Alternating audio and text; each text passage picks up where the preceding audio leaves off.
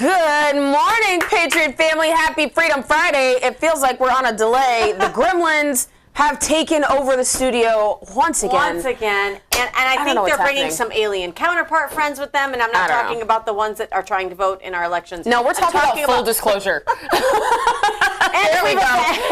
We are now introducing Grimsley. I guess the Open Mic Ladies mascot. He is in charge and responsible largely for all of the mishaps that occur. The tech issues. If there's a tech issue. It's his fault. You can blame him. You can go to contact at openmicladies.com. Look at him. He's so cute. That Grimsley got jacked. I'm saying, what is his regimen? That's our security. Yep, for sure. We're taking him to all the events. With his Liberty cigar and his Letterman jacket. I love it. That's fantastic. Do you remember the days when it was official that you were dating somebody when they gave you their Letterman's jacket? Oh. No. Wait, did I Sounds too good to be true. Anyway, moving on. I'm saying I would wear Grimsley's jacket. I would do that in a heartbeat. That's cute. So cute. Well, if we've offended you already, you're probably on the wrong channel. If you have a strong spine and you're not easily offended, welcome to Open Mic Ladies with Allie and Michelle. We know we have a growing audience here with Talk Red. We're grateful for Talk Red for all that they do and the fact that they largely put up with us. I don't know how they do it. But we're grateful you joined us. We are covering current event topics and delivering them to you unapologetically, but also in a way that you can explain them and talk to them, to your families. Talk at your families. That'll work. Yes. Talk at them. No. But you know, that way you can regurgitate headlines in a way that talks it down. Makes sense, right? Kitchen table style. Kitchen table style, because legislation is written largely to make you feel like you're illiterate and can't read it. But it's not even that. It's really written for judges. It's written for judiciary issues. Yeah, it's written for that part, litigation, in order for them to make case law, right? Excuse my woke coffee. It's fine. Woke coffee is waking me up. Woke coffee. Oh my gosh. All right, you guys. We have a lot to cover, a lot to get through, because, you know, we could talk for days about anything. So let's just go ahead and open the mic.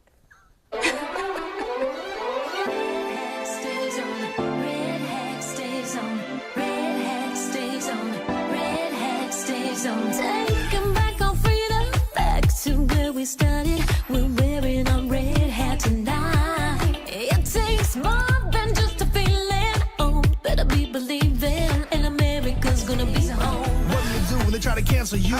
MAGA Nation, we cancel proof. My red hat stays on. My red hat stays on. You know I love God, but in Trump I trust. November 5th, you gon' ride with us? Our red hat stays on. Our red hat stays on. It's the mayor of Maggieville, the RNC King. 2024, freedom gon' ring. Mr. Red, White, and Blue. I'm still fighting for each one of you.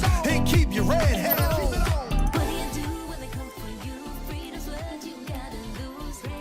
Welcome, guys, to Open Mic Ladies with Allie and Michelle. If you're not already, make sure you follow at Real Allie Lachey. All right, listen. At Michelle Percy and at Open Mic Ladies. Yes, I know. Platforms. I'm sorry. Wow. I'm so sorry about that. I did. No, I cool, love it. because I'm getting some of these weird messages. So just give me 1 second, because this is what happens a lot of the time when you post certain things. So I made a post, right? You guys saw this, about just a few of my favorite people who love America as we attended the White House celebration of Black History Month. And it's got me, it's got Xavier, it's got Cousin T, it's got Rob, who's also a veteran. Terrence, Cousin T.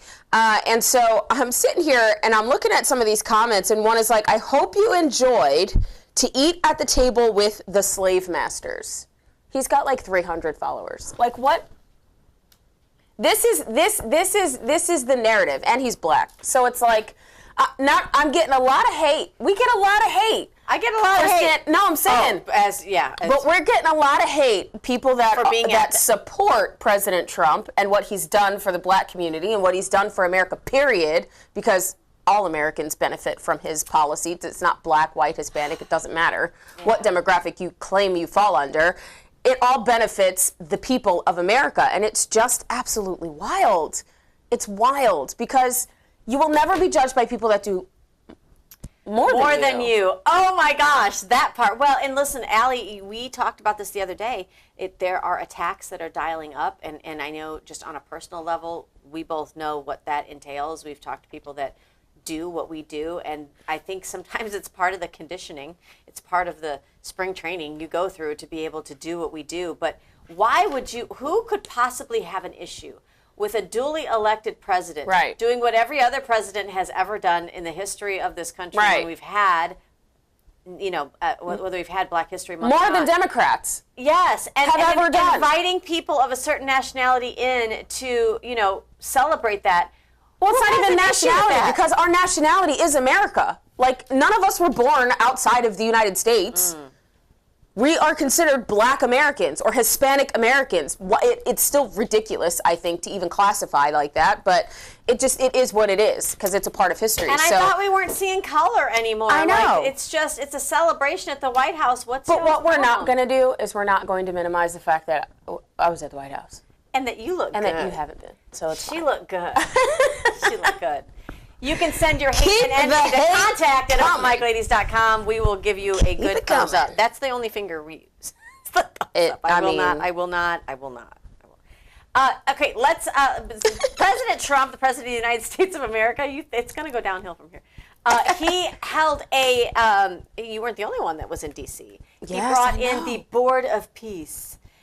Which is a international board that he created, and he led the way in Davos, Switzerland. And I just love this because you want to talk about bull in a china shop. He didn't ask permission. You come in and you say, "This is what I'm doing. I've been elected. If you don't like it, drop me a line." But he posts. This is the inaugural Board of Peace. Take a listen to our Commander-in-Chief and his comments. Today is a tremendous honor to welcome you all to the United States Institute of Peace for the inaugural meeting of the Board of Peace. Very important. I believe it's the most consequential board, certainly in terms of power and in terms of prestige. There's never been anything close, because these are the greatest world leaders. Almost everybody's accepted, and the ones that haven't will be. And some are playing a little cute. It doesn't work to play cute with me. But they're playing a little bit, but they're all joining. Everybody, most of them very immediately. A few that we really don't want because they're trouble. Take care of them. Trouble. But this is the most prestigious board ever put together. I've seen some great corporate boards. I've seen some great boards. Period. My favorite part is you can't play cute with me. He's right. He can't. I bet Byron's heard that. Iran is about to find out. I bet Barron's heard that at some point. Who? Iran. Oh, they're about to find out. Yeah. I mean, can't play cute, and that's why people are in love with strong leadership. But it's not just at the White House. You look at the states that are winning. They all have very strong leaders. Yeah. Those that are constitutionally aligned. You look at strong legislatures. The great districts, the great school districts, the great cities that people want to live in. People are flocking to. They all got really, really strong leadership. Well, it was fun to hear JD Vance talk a little bit as well at the Board of Peace meeting. Vice President, we'll see what the ticket looks like in 2028, but take a look at JD Vance. I have three very brief messages. First of all, to the President of the United States, but to the entire team, to Marco, to Steve, to Jared in particular, who've done such an incredible job. I think what this Board of Peace represents is a recognition that if you actually have a President of the United States and a team that's committed to diplomacy, it can actually work. When I look at what happened to Israel on October the 7th, all those innocent people who were murdered, the fact that you had all of these hostages, and of course, a terrible war that came from it, I remember thinking to myself, how is it ever going to be possible to get these hostages home safely, to make it possible for the people of Gaza to actually have a reasonable future, but also to ensure that Israel is never attacked again? It turns out the answer was you just needed a president who was committed to the effort and committed to the work, and that's what we had. That part. Thankfully, under the leadership of this president. Bring it back, David. Thank you. That part. Okay, hold the phone. Hold the phone. Pause. Are we? You're going to do this? Look at me. She said, look at me. I used to teach 1, 2, 3, eyes on me. Eyes on me. Okay, so look at me. I happened to pivot. We say that word again. I happened to pivot my eyes to Allie's computer screen on her White House visit post. Bro, it's so bad. On X. And do you know what somebody posted? It's so bad. This is what somebody posted on @RealAllieLeger's White House post from the White House. I see the coons gathered at the White House to celebrate Black history with the man who's trying to erase it. First of all, that's what. Where are all of you screaming liberals that racism? What do you see the word? Like, first of all, raccoons are cute, but they're also rabid, so tread lightly. And second of all, let's address a few things, okay? We're going to address some of these policy outcomes. So Black unemployment reached a record low in 2019, which was President Trump's first term. During that, just so y'all know. Median Black household income reached a historic high, right? Mm-hmm. The First Step Act enacted federal sentencing reform, which was important. We heard Grandma talk about that yesterday. You did. Okay. You do the crime, you do the time. If you do harsh crime, you do harsh time. If you take a life, you do life, right? You know, and then the permanent funding of historically Black colleges and universities, so that they didn't have to come back and pander to another president for more funding. That was President Trump. Okay. He also did opportunity zones directed to private investment into distressed communities. So Black Americans, like all Americans, are fully capable, one, of assessing policy on its merits. Okay, and respect begins with recognizing that independence, but also understanding that Democrats have not done anything to improve low-income families, right? Absolutely. No matter what color they are. We've also dismantled the Department of Education, bringing more opportunities for children that feel like they're stuck or locked in, like the mom that said yesterday that we heard of yesterday when she spoke also with President Trump about having school choice, opened up opportunities for her children because one of her children ended up finding drugs in their local school and ended up dying from it. So what exactly are you talking about? This is cognitive dissonance. It's disgusting. Allie, for that. And you know what? We needed to stop and take and pivot and turn back and talk about that.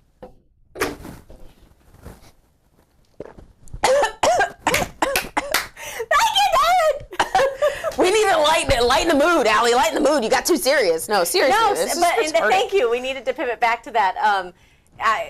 It's important because we get called a lot of names. Allie takes a lot of heat. I take a lot of heat. I get a lot of heat.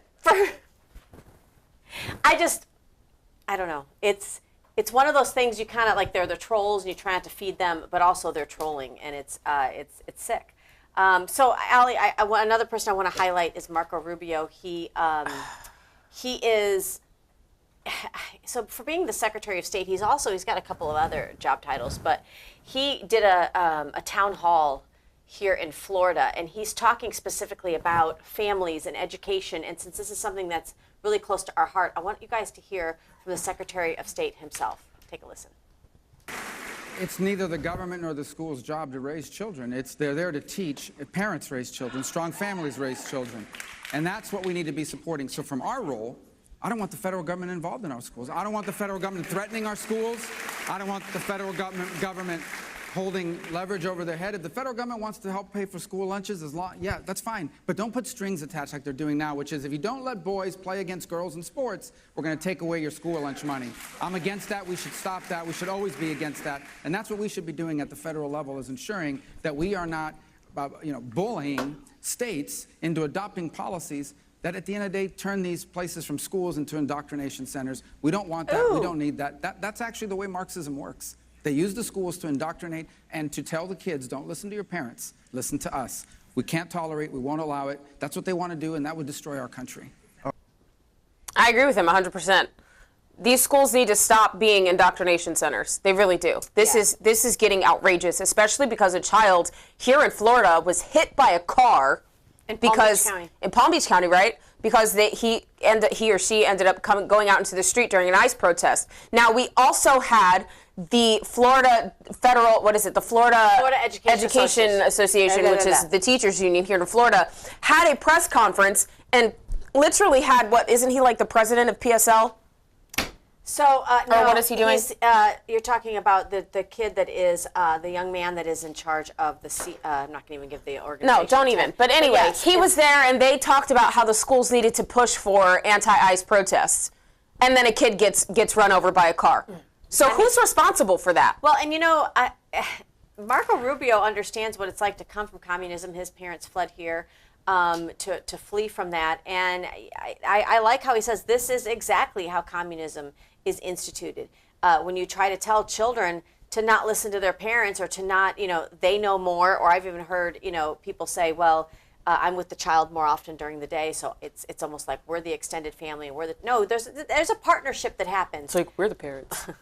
Are you though? Are you? I don't think. Not acting like this. Y'all are crazy. No, not at all. So Trump, I want to play a little bit more of Trump because he was on a roll this week, you guys. He went to he's doing I guess like a rally, you could say, for the economy, really talking about the wins that he's had in the economy. The first one I want to play is him talking at this rally specifically about the Save America Act, what he's guaranteeing every Republican leader in the Senate, if they'll just do their job and pass the Save Act. Take a look at what a big deal it is.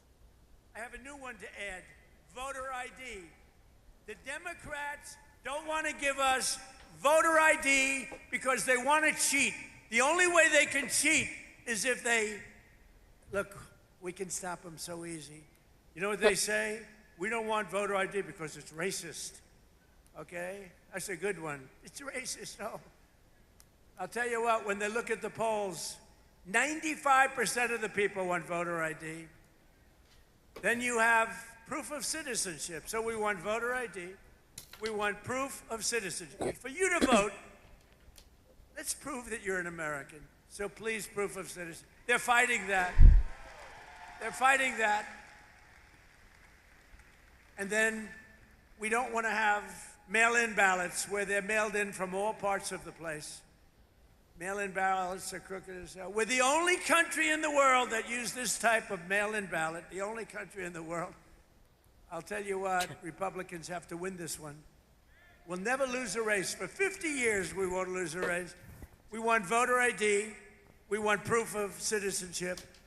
And we don't want mail-in ballots except for the military far away, except for people that are ill, disabled, or people that are away. Even for a vacation, we'll be generous, okay? Bring it back, David. Thank you for that. Guys, the SAVE Act is extremely important to be passed now. It should have been passed like 300 days ago. Well, Allie, don't we have gubernatorial primaries coming up in state? I mean, the longer this takes, when is it going to be instituted by? Because a lot of times when you get legislation passed, the effective date is a year and a half, 2 years out. Right. We can't do that for 2026. And so then you've got to get, because the elections are run through the state, you've got to get the states enough time to be able to adapt. I know here in the state of Florida, the Republican Party is still pushing the fact that get your mail-in ballot, that Trump endorses mail-in voting here in the state of Florida, probably because there's some kind of, But he doesn't. He clearly said it. He doesn't want mail-in voting from all over the place. Only for specific categories. If you're unwell and you can't make it to the poll, like literally, you cannot, do that. And if you're out overseas serving our country. Like those should be the only two options. There shouldn't be a massive amounts of just mail-in ballots. Like it just shouldn't be that way. It shouldn't be that way. Because mail-in ballots can produce fraud. Absolutely. In our elections. And I don't know what is wrong with Leader Thune and why he won't bring it forward. He's got an F Liberty score for Congress. An F. How? Don't you want to improve your grade, sir? Well, this brings to question, if somebody doesn't want to do the right thing, what does that tell you? That they're interested? I'm not pro-Thune or anti-Thune. I'm just saying if you don't want to do the right thing and you haven't come forward with, Thomas Massey at least sometimes would come forward and say, this is why I'm not doing this, or this is why I'm doing this. Right. I don't agree with him. Right. But at least he's got the cojones to do that. We don't hear that from Thune. So you're leaving the American people to make up their own decision. And if you're not doing the right thing, that tells me you are actively doing the wrong thing. Mm-hmm. Because inaction is as harmful as making the wrong action. And listen, if 2026 doesn't work out, do you think Thune's going to care? You think he's going to run for office again? Is he one of those that's doing insider trading? Or that trades? Probably. Makes a lot of money. I don't know. Has he won by a very slim margin? Is he worried about losing elections if we do go to voter ID? And this is the crazy part. When you talk to people from his district and from his area and his state, they're like, we don't even like him. So stop voting for him. Okay, but I did see something the other day, though, too, where Mitch McConnell, in his leadership role, can also thwart this. Yes, he can. If you've seen Mitch McConnell. I think I sent you the video. Yeah, if you've seen Mitch McConnell recently, there's no way. This is like Joe Biden 2.0. I don't know why he's a part of the geriatric wing of Congress. I wasn't going to say it, but she said it. He's part of the geriatric wing of Congress. And that tells me, listen, if you I just heard it again in my head. But can we just get the image of him wheeling around the halls of Congress, because that's literally what he does. Well, but here's the thing: if you're that unable to take care of daily tasks in your life, how are you cognizant enough to be out there not only voting on legislation, but doing the research for the legislation, being able to go out there and effectively communicate the legislation, out there listening to constituents? There's got to be handlers that are working these people over, and that's the thing. Problem. I don't consent to an auto pen generation. And I don't consent to a bunch of 20-something-year-olds running our country because they're staffers. That's not what I voted for. No. Because they're the ones who are doing the research on the bills. They're the ones who are drafting legislation. They're the ones who are giving talking points to our representatives in order for them to go talk to their constituents. That's what's happening. I went to an event the other night as a candidate. Not all of them. To see a former state representative here in Florida, Tommy Gregory. He's amazing, by the way. And he told a story, Allie, of him walking the halls of the Florida Capitol. Mm-hmm. And he's getting ready to go to committee meetings, and he's got this big binder. And a conservative colleague, who he was sweet enough not to name, even though we tried to get it out of him, said, "What is that?" And he's like, "Well, this is the book of Florida statutes." What do you need that for? Mm-hmm. He was like, to compare the language that's in the new drafted bill with what's currently in the bill, with what's already in the law. And they're like, well, why do you need to know that? And literally they went back and forth, and there was this exchange.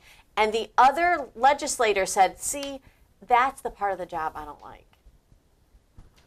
That is the job. That's part of the job description. But it's like the job. And then that's hard. That's hard for people that want to go in and really do the job to hear and go, what do you mean you don't want to read the legislation or at least be actively? Let's pivot again. Back to. Yep, there we go. See?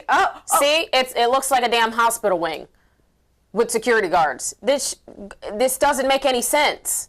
And then you got Nancy Pelosi falling and breaking hips and stuff. What are we doing? Listen, Nancy Pelosi is the reason why I'm terrified to do Botox. But she doesn't have a facial expression. But then it's pure shock. For sure. But then you get down to the lower local level, and it's if you do have a young Republican who's trying to advance in politics, to bring new ideas, to almost essentially do this turnover in Congress so it's not run by people that don't understand the new that's coming out in America, that don't have relational aspect to their constituency, that don't have boots on the ground. They're vilified. Oh yeah. You dress like a whore. Your makeup is too much. Your lipstick is too bright. Your hair is out of place. Your heels are too high. But then you go to Congress, and that's what the staffers look like. We're the party that knows what a woman is. I'm just confused. Do you want to actually have people in office that are capable of doing the job and getting the job done and won't use the people as leverage by shutting the government down? Democrats that will use the Senate as a bottleneck of conjecture. Republicans in the Senate right now. That don't want to pass specific bills, that want to do a lot of this salacious censoring that doesn't make any sense. But when it comes down to actual evidence of somebody violating something federally or violating something, their oath of office, you don't want to censure them. Nancy Mace. What are we doing? Well, and this is why 2026 is so important, because we can say all of this and we can be so upset about all of it. But if we tell you to go to the ballot box and the ballot box is not secure, what are we actually doing? That's why the Save America Act is the single most important piece of legislation you will see in your lifetime, and the fact that we've got to reiterate what's already constitutionally drawn should tell you a lot about who we have elected right now. But Trump, I want to fast forward, David, if we could, to the post that Donald Trump made. This is what he had to say. I say, let's go. This is like the gloves are off right now. Take a look at what Donald Trump posted. He said, we're going to have the Save America Act one way or another after approval by Congress through very proper use of the filibuster, or at minimum by a talking filibuster, aka Mr. Smith goes to Washington. Save America Act. It does voter identification, make sure they prove citizenship, no mail-in ballots except for illness, disability, military, or travel. And I think you need to prove that you are disabled, that you are a military veteran, obviously, or military. Well, you have to. You have to get like the parking passes. The mail-in ballot, right? But the parking passes even. Yeah. Like, you know, if you, there's ways to. I don't. Yes, pass the Save Act. Pass the Save Act. Period. Save America Act, because it's, you know, they want to change things. So we also have.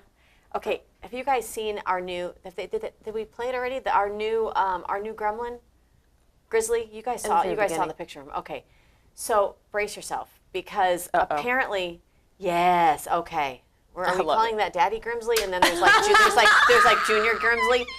So I'm just saying. See, but no, he's got a cigar, so he's like Junior, but not like of age. Yeah.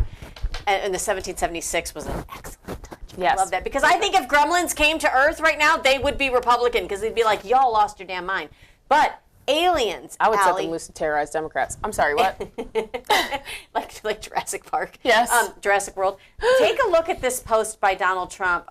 It's bringing out the aliens, guys, saying, based on tremendous interest shown. Again, we're not pivoting our attention from like the Epstein stuff, but he says, I'll be directing the Secretary of War and other relevant departments and agencies to begin the process of identifying and releasing government files related to alien and extraterrestrial life, UAPs, those unidentified aerial phenomena, we call them UFOs, and any other information connected to these highly complex but extremely interesting and important matters.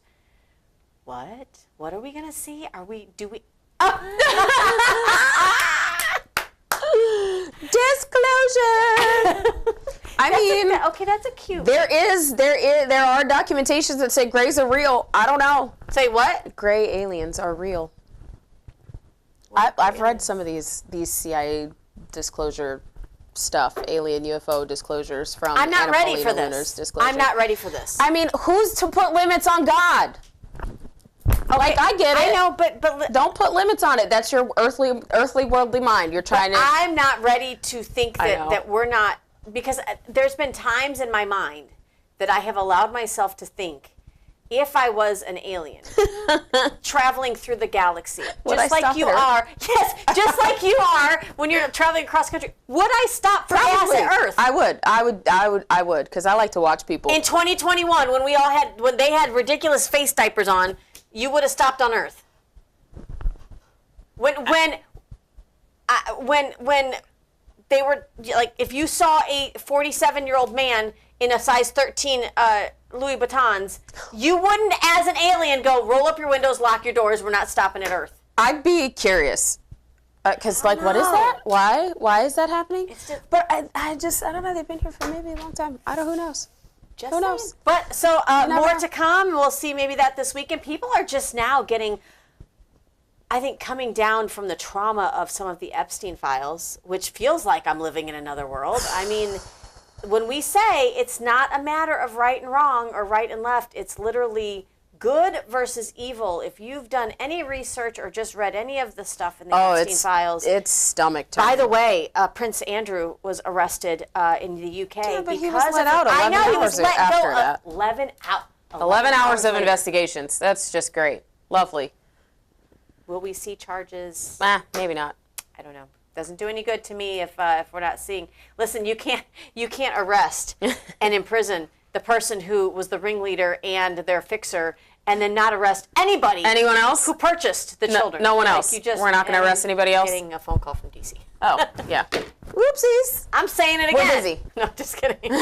Guys, we've got so much to cover here on Open Mic, including going back to some of what's happened across the nation with school walkouts and what some across the nation are doing, some administrators, some principals who really have a brave spine and backbone. We'll be right back with more Open Mic Ladies after this.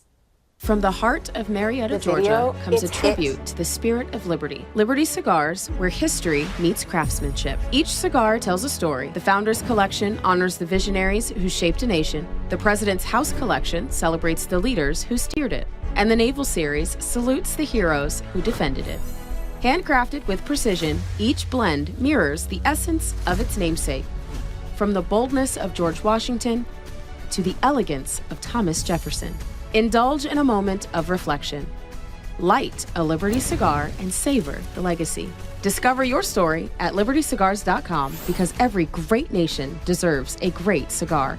Liberty Cigars, smoke the history. And don't forget to use promo code OPENMIC for 10% off your order.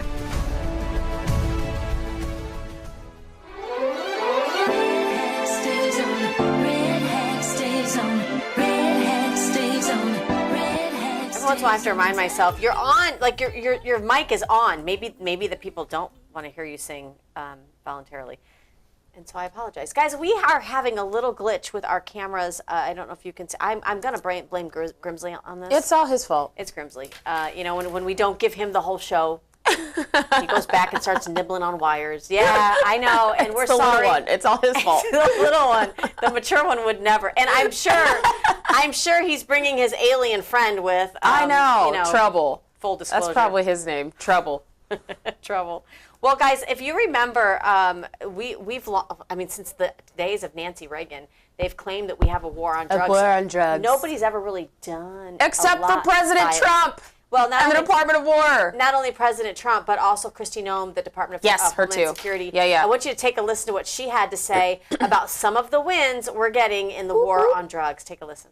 And Americans are going to have a choice coming up here if they want to choose the Democrats' mass migration and infiltration of criminals, but not just criminals. We have thousands of known and suspected terrorists that the Biden administration let into this country. Or they can continue to choose President Trump, who's making our country safe again, who's making it more affordable for families to get into homes and to buy their groceries and put gas in their car.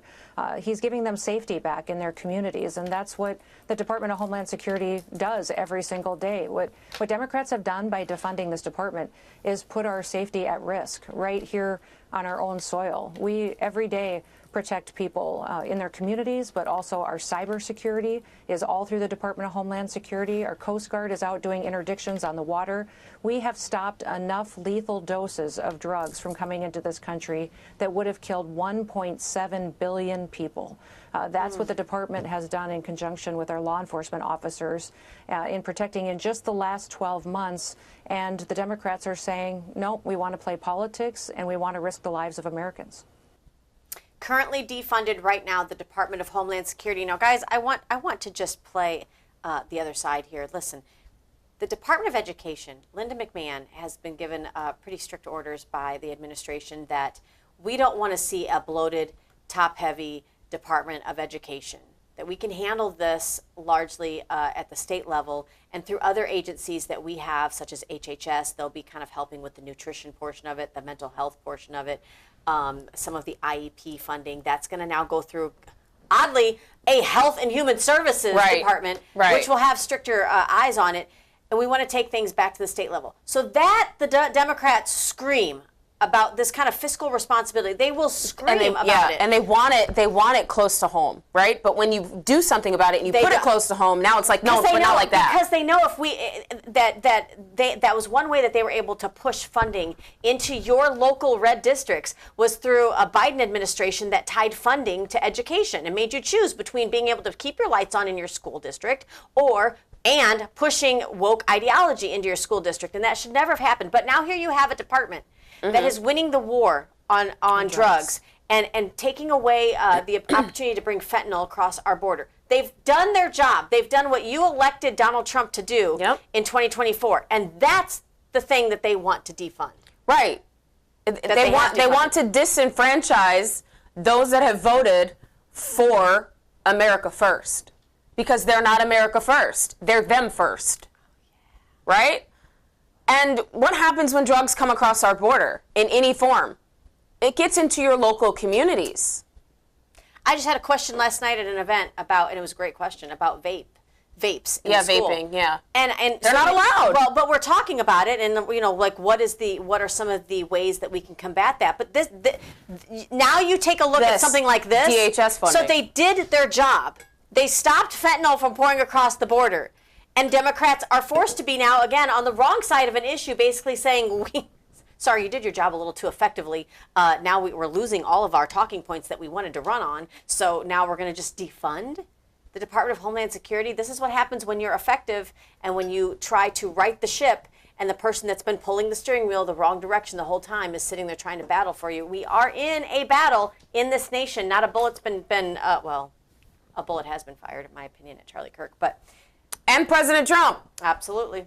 Speaking of President Trump, let's go. He doesn't forget. No. He doesn't forget, and I'm sorry that some of you can't handle it. He's a man of his word.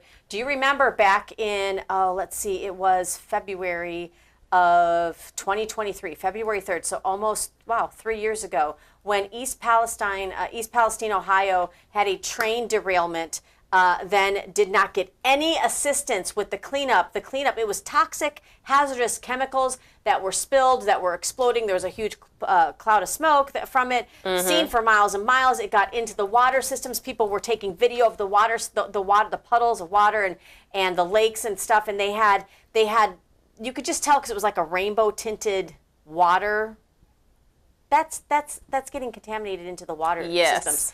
They have not been able to get any help until President Donald J. Trump. Take a look at this post. This is something that he's doing. Love it. He's saying to the great people of East Palestine, Ohio, who have disgracefully been betrayed by crooked Joe Biden, they were forgotten.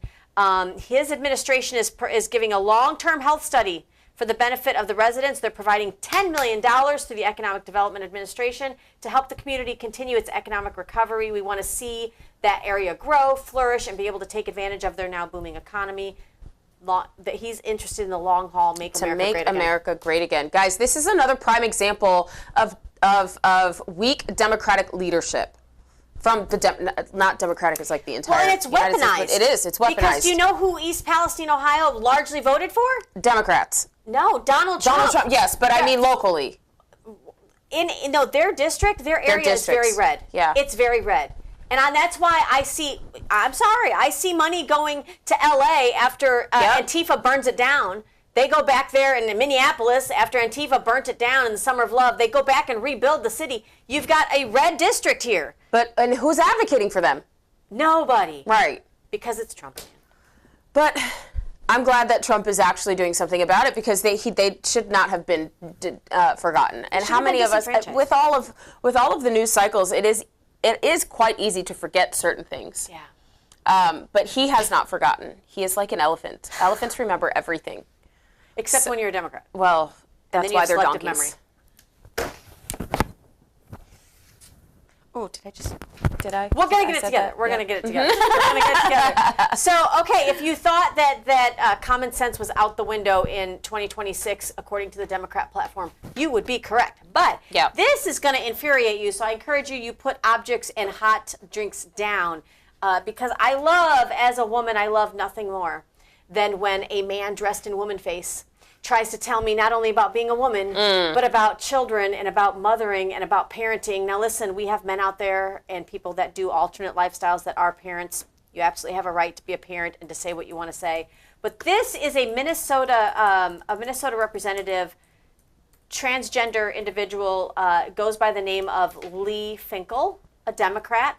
What's happening in Minnesota? Let me tee this up for you. In Minnesota, Republicans have proposed an age verification for websites that host adult content. We've already done this in Florida. This is why so many people are coming here to Florida. We already took care of this at the legislative level. Basically saying, this pornographic material, you should have to prove that you're an adult in order to witness it. Who would be against that? This transgender individual gives his reasoning why he's against it. Take a listen. You mentioned the Paxton case. And the AGs in many states are very clear about that. They're almost jubilant about being able to use these laws to ban young people from accessing content that could be educational if they are queer. And you're a principal, you have LGBT students in your school, and we also know that they're not receiving sex education for queer kids. we know that prurient interest could be, for many people, the very existence of transgender kids. More and more people are saying there simply are no transgender kids. Prurient? Okay, he's saying that that's porn. That your tax dollars are not going to teach, I'm gonna vomit in my mouth, trans and queer sex for kids. Kids sex. What, like, why? Oh my God. And then he's saying, listen, the only way they're gonna learn about sex is through porn. Because that's real life. And definitely not performative. Not performative at all. Like, you want to screw up a relationship? It does. It ruins relationships. It ruins intimacy. It is proven to be more to induce more violence against women. And you know who's behind that? The trafficking industry. That part. Like, what? He needs to be investigated. This is okay. Thank you, because look at his hard drive. What's in his search history? Because that's disgusting. It's disgusting, but they're bold now to say the quiet part out loud. You're telling me this is why they're coming for your children in some of our school districts as well. When I called it grooming 4 years ago to allow this pornographic material into your classroom, that's exactly what it is. Because as a school district, as people that take tax dollars and funnel it into education, you have no right. You have no right, in my opinion, educating somebody else's child on the ways of sex or identity. Parents can do that. I mean, there are other ways to do that. And, you know, listen, since the Department of Education adapted sex education, which was supposed to minimize teenage pregnancy and sexually transmitted diseases, since we took that over and gave it to the government because they do things so effectively, it's only gotten worse. Right. Because they don't do anything effectively. No, they don't. The government's not here to help you. Thank you, Reagan. God rest your soul. Oh my gosh. Like, they're not here to help you. This is just... You have to see, you guys, this may be in Minnesota, but don't think it's just in Minnesota. It's not. It's everywhere. It is. Even in your red states. And they're going to use, the left is going to use choice words like book banning and inclusion. I've had people say clutch your pearls. You're just clutching your pearls. I don't have pearls, first of all. Yeah, right? Like, but I'm just saying, like, that's not what it is. Let's call it what it is. This is grooming. This is disgusting. And if you don't keep your eyes locked on it, it's coming to a school district near you. So, agreed. Minneapolis, get out there and fight it. And speaking of schools, I listen. Oh, Lord. Here we go. Randy Weingarten. Randy Weingarten. Yeah. So we have Randy. Did I say Randy or Andy? I mean, I don't know what I said. It don't even matter. I Drop the R, put the A.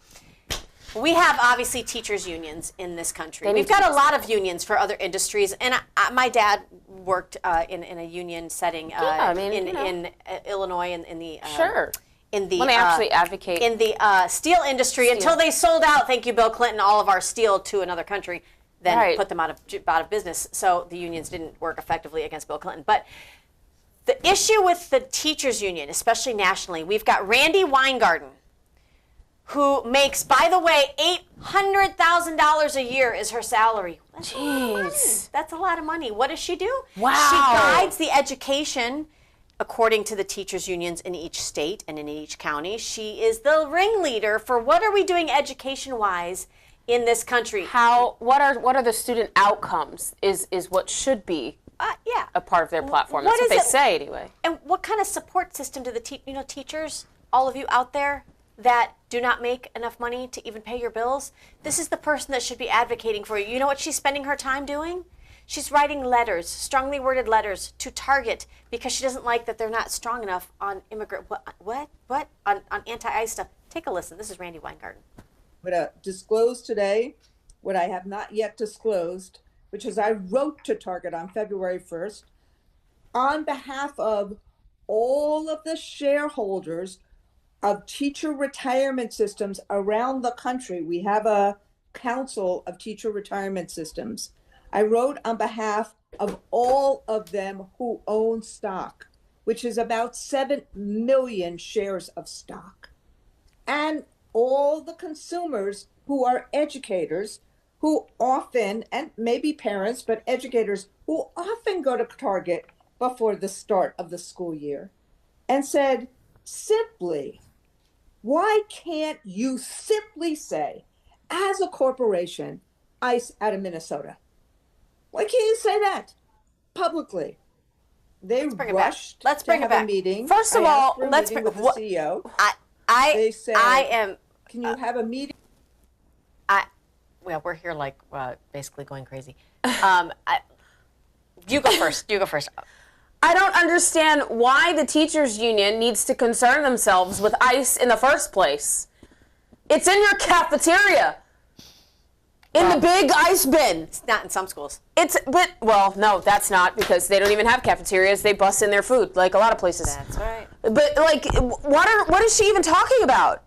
Teachers, you have got the right to be able to not join these unions, to not donate to these unions. You do have that right. And I feel so bad, because if I'm a teacher, first of all, I'm barely able to pay my bills. I'm paying out of pocket for classroom supplies, because it's easier sometimes to go get the thing that you need instead of submit it to the district and wait forever. By the time you get the supplies you need, the project is over. You're staying up and grading papers and thinking of projects after hours. You're on shift during the weekends. You never really get a time off. I have a bleeding heart for teachers. As somebody who also homeschooled my kids, just like Allie did, God bless you, because what you do is the fabric of this community, and our communities across the nation. But this is a teachers union that does not have your best interest. Not at all. In any way, shape, or form. If Target comes out and says ICE out of Minnesota, first of all, there are shoppers across the nation who still shop at Target, even after their tuck-friendly swimsuit debacle. What do you think is going to happen to Target stocks? What do you think is going to happen to people doing business and going in and out of Target? It's more than just bleeding blue liberals that shop at Target. And when the stock goes down, what do you think happens to your investment as teachers? Did you give the authority to the teachers union president, Randy Weingarten, to go and advocate for you at tanking the stocks of Target while you're invested? She's not looking out for you. And this is my issue with the teachers union. As long as children can't read, as long as we're having escalated safety concerns in our schools, and I'm not talking about guns, because we just had somebody use the heel of their foot to assault a child. As long as we have children whose mental health is being ripped apart by gender ideology while they're supposed to be learning, then they're not doing their job. They're not interested in teachers. It's a radical arm of the Democrat Party. Not even just that, we have a large gap of teacher shortages in this nation. Yeah. And it's largely because of this crap. Mm-hmm. Because they know that they are trying to get more pay, but yet the teachers unions on a national scale and on a local scale, state scale, are holding back their funding because they're using their funding to promote other things that don't benefit teachers' pay, don't benefit teachers, period, in any form, and don't benefit our students, and don't have an interest in pushing forward and making sure that our students have good educational outcomes. They're not a union. And this is part of the issue with your local school board and your superintendent. They're an advocacy arm. And your superintendent. If everybody's not pulling their weight to do their job, when you go into negotiations with your local teachers union, it's a very unfair battle. Because, you've got people in that equation that are supposed to look out for teachers, people that are supposed to look out for community and the tax dollars, and people that are supposed to be looking out for students. And when your focus is on ICE, okay, first of all, you defund the Department of Homeland Security, that when they're done effectively, ICE doesn't have to work as hard. We only have ICE because you let the border open to the level that you have. But when you're not laser focused on education, everybody out there who's screaming about how our education system is tanked and our public school systems are having a hard time keeping up, Randy Weingarten and others like her are exactly the reason why. It's not a right-left issue. No. It's these freaking teachers unions that think, you know what, I'm actually a bleeding liberal and I'd like to push their agenda instead of doing my job. We've got to take a look at their charters. Should they be allowed to exist if they're not really representing the best interest of the teachers? Take a look at an op-ed that was put in the Washington Times. I wouldn't think this is a right-leaning paper. No, but not at all. This is why it's not a right or left issue. Quote, good teachers must recognize that the system cares nothing for them either. The bureaucracy views them as interchangeable cogs in the indoctrination machine. That is pretty interesting. Of course, Corey DeAngelis. He says a mass teacher exodus would finally pressure union bosses to refocus on academics rather than activism. And again, going back to what Marco Rubio said, our schools should be focused on student achievement and academic outcomes, not indoctrination camps. That is exactly what happens in Marxism. Marxists use the youth and their education system in order to do that. That is what they do, to push a political ideology. Mind you, we're going to school board meetings and we're sitting in these rooms, legislative rooms, and we're going to the legislature to listen to specific legislation that comes down saying that we need to protect parental rights and make sure our children are getting a proper education so that they can read and write proficiently and calculate math on level and science, literacy, and all that stuff. And yet, the only thing we keep hearing is we need to get politics out of the school. What the hell do you think, and who the hell do you think is bringing politics into the school? Your local teachers unions. Absolutely. And I'm hearing across the board that even administrators at the helm of different schools, I'm talking principal, assistant principal, are having a hard time because they feel crippled to what extent they can do about these walkouts. I'm talking students that, you drop them off at school. Bye, honey, have a great day at school. And then like 4 hours later, they're out on the street corner with an anti-ice sign, and you don't know how they got there. You weren't informed that they left. I mean, I thought we had really tough measures before a child could actually walk off of campus. But one principal in Pennsylvania had the cojones to do something that I think every principal really should try to do. It affected the decision making of these young people because he presented the choice and the cause and effect that would happen afterwards. Take a look. We'll go back to class and we're good. If you stay out here, we will get your names. You will be suspended. Okay? That is your option at this point. Because you are operating outside the bounds of what was granted. That event was canceled. You left school without permission. Your rights do not supersede the school. So if you understand that, that is your option. If you wish to return, Dr. Damiani will let you in that door over there. If not, I will be getting your names. You will be suspended, okay? Those are your options. What are we doing? All right? Your rights. Those are your options. That of the school. I love it. And he's not wrong. I think he's probably saying it, maybe not in a great way, like your rights don't supersede the school. No, you have rights, yes. However, during school hours, you are not allowed to leave the school premises, period. Those are the rules. Well, and according to our local police chief, in our local schools, they can't stop a student from leaving. No. But here's my thing. Anybody who has a child in the public school system, when they have a doctor's appointment, and you have to go pick them up for their doctor's appointment, you know what we have to do? Oh, show ID. We have to go in, show ID, and then you got to sign them out. And then when they come back, you better have a doctor's note. Why the hell are we making parents have to do this when we're allowing them to walk out to hold a sign and protest? And second of all, what 16-year-old, 15-year-old, 14-year-old do you know that wouldn't love to get out of algebra for a day? Yeah. I mean, they're teenagers. Like, I can't even blame them for being like, hold what sign? Right. Peace out. You know what I mean? Like, but it's their safety that we're concerned about. And I posed this question last night at my meet and greet. I have a very serious question that I think we all need to be working on.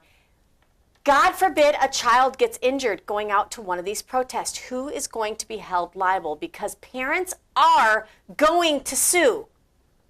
Are we now are we not looking after our one job as school board members potentially to look at the district and what is good for them as far as fiduciary? Right. You know, well, can you make a decision to say, listen, the school district can't be held responsible for this? So there is, in certain counties, so according to St. Johns County, as a parent, you are not allowed to take your children out of school to just go shopping. It has to be medical or an emergency, and you're their parent. But that's the county rule.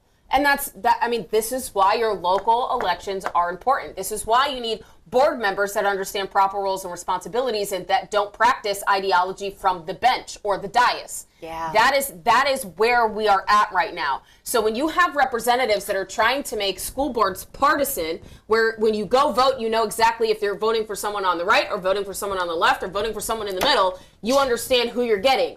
And they're largely saying, oh, but that's inserting politics into our schools. They're already there. Well, and listen, as a school board member or a county commissioner, it's an elected position. Right. You build policy. That is political. Like, what do you like? Did you think we were all going to hold hands in a Implement circle? policy. That's absolutely. Well, you create policy based off of legislation. Yes. You absolutely do, and Right. that's political in nature. And it's so, guys. We will keep it locked here. I'm so We could grateful. talk about this for like a whole hour. Oh yes, and not get to the bottom of it. If you guys aren't already, you should follow our local station, Coastal Conservative News. We're going to have some breaking interviews with the person who authored that op-ed, Corey DeAngelis. He's had his eyes fixed on this teachers union and what they're doing coast to coast. So we'll bring you that on Coastal Conservative News. Allie, we're out of time. I know. Makes me sad. Time. Makes me sad. But I do want to say the U.S. women's hockey team won gold. So go America! I love it. Okay, so U.S. women's hockey team is bad. You know what? If I need somebody to walk me to my car, I'm asking a U.S. women's hockey team. Oh, look at that! And they were singing. It was great. And it was such a pro-American time. I was at the airport and nobody took a knee. I know, no one took a knee. That was fantastic. Everybody loves America from the hockey Everybody team. wants to be America. They do. They want to be American. They got FOMO. Either they don't, but they're like the trolls, the ones that don't want to be American. They want to go to America and squash it. Yeah. Travel here from your country and then try to change it into your country. Well, not going to happen here. Doesn't make sense. Guys, it's 50 nations you did dismantle. It's Freedom Friday. We're so grateful you guys joined us today. Make sure you keep it locked here all next week, Monday through Friday. Don't miss an episode of Open Mic Ladies. And make sure you follow us on social media. You can also reach out, contact at openmicladies.com. We'll see you next time.